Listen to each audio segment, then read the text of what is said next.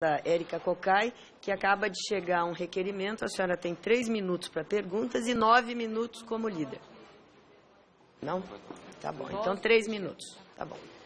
Pois sim, tem uma pesquisa da USP, que ela indica, CNPq e USP, que 175 milhões de hectares no Brasil são improdutivos.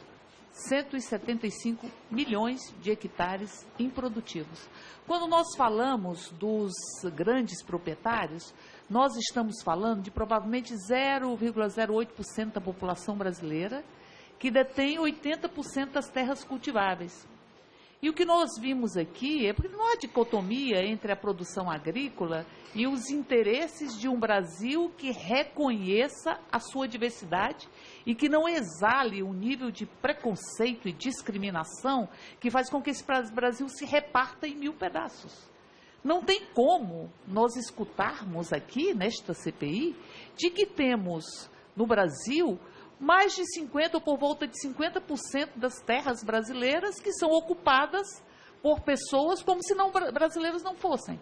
Os indígenas são brasileiros, os sem terra são brasileiros e compõem a maioria da população brasileira. Os quilombolas são brasileiros, indígenas e quilombolas fazem parte da nossa brasilidade, da nossa própria história e não podem ser considerados como se brasileiros não fossem ou se pessoas não fossem. Pessoas não fossem. O que nós estamos vendo aqui no dia de hoje é um profundo preconceito. E o que nós estamos vendo aqui no dia de hoje é que alguém que veio para ser testemunha dos trabalhos dessa CPI vem aqui emitir suas opiniões. Nós estamos assistindo opiniões. E essa CPI, a ela não cabe que nós tenhamos o seu tempo dedicado a escutar opiniões. Porque aqui foi dito que há promotores que usam a Convenção 169 em detrimento da legislação brasileira para demarcar ou homologar terras indígenas. Nós queremos saber quais são esses promotores, quais são esses processos, onde é que aconteceu isso de forma concreta, porque não são ilações, são ilações. Como aqui também foi feito a ilação de que havia um conluio internacional, foram feitas ilações. E nós vamos resgatar as notas taquigráficas para dizer que houve ilações de que a demarcação de terras indígenas fazem parte de um conluio internacional contra o próprio povo e a soberania nacional. E aqui se associa direito indígena à quebra de soberania nacional.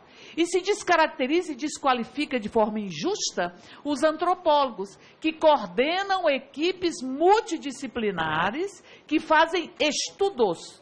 E esses estudos apontam a existência ou não de território indígena, que, diga-se de passagem, a terra homologada, ela não era uma terra que tenha propriedade, ou propriedade do povo indígena. Ela é terra da União, ela é terra da União. E aqui se diz é do povo brasileiro, é deste país. Vamos falar de soberania nacional? Vamos falar da manutenção das nossas florestas, que aqui foi criticado. Vamos falar de soberania nacional, vamos falar de respeito ao povo quilombola, porque aqui se faz uma discussão remanescente ou descendente. Todos são descendentes, posto que os quilombolas e os quilombos são da época da escravidão. Então, portanto, não há nenhum vivo, são todos descendentes. E aí dizer que eles são descendentes e que não são remanescentes simplesmente porque adquirem outros hábitos, então eu vou dizer que um povo indígena na sua terra não tem que ter direito aos avanços da tecnologia, senão se descaracteriza como povo indígena. É uma profunda ignorância. É uma profunda ignorância. E eu encerro a minha fala perguntando, portanto,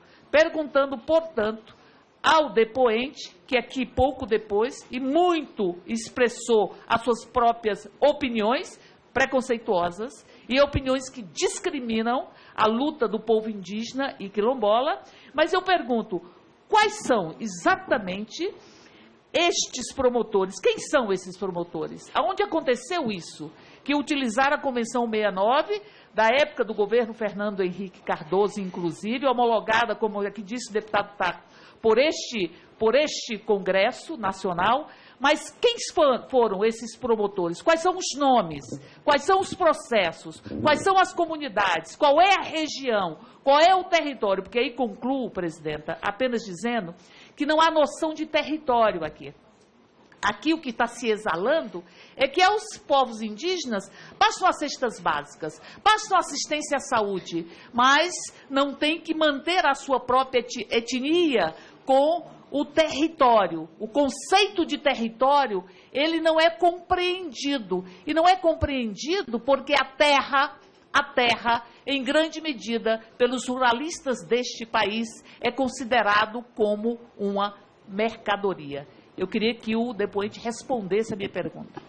Deputada, obrigado. Por favor. Obrigado. 3 minutos. Deputada, me chama apenas a atenção a sua dificuldade de conviver com a discordância, com outros